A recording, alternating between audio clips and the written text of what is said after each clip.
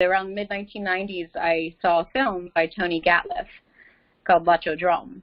What it does is it traces the Romani Trail, or what many people understand is like what people call is like the Gypsy Trail. Although, like, that term is actually something that people are wanting to use less and less. Certain Romani people, find it derogatory. And from what I understand, I think the word gypsy came because a lot of people thought that the gypsies or the Romani people came from Egypt, which some of may have migrated through that route.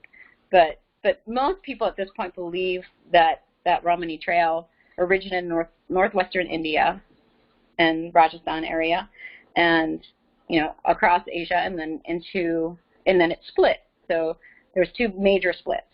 So there's the Romani Trail, which goes up through, up and around and through Europe and ending in Spain, and then there's also a Dormari trail that goes down through North Africa.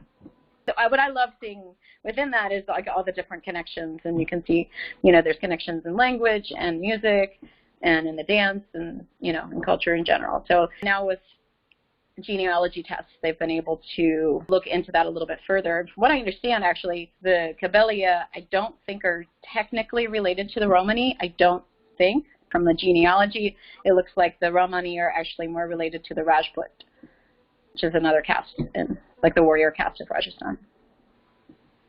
So you got inspired after watching Lachodrome? Yes. I went off on there. Thank you for reeling me back. No, this was good. We needed some history.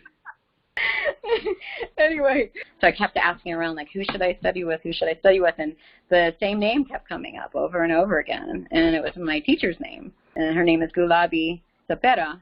Your teacher is teaching classes next week? So this is 3 women from different parts of the world came together, and they organized this idea, which is called Kalbeliya World. Essentially, it's a platform for online live dance classes from Rajasthan. So 7 days a week, 10 different teachers.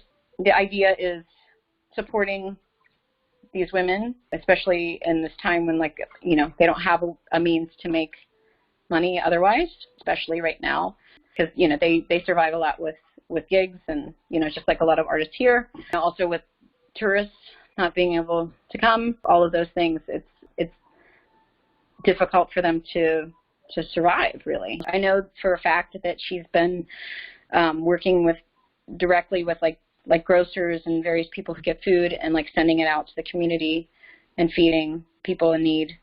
So she's doing grassroots stuff like that already.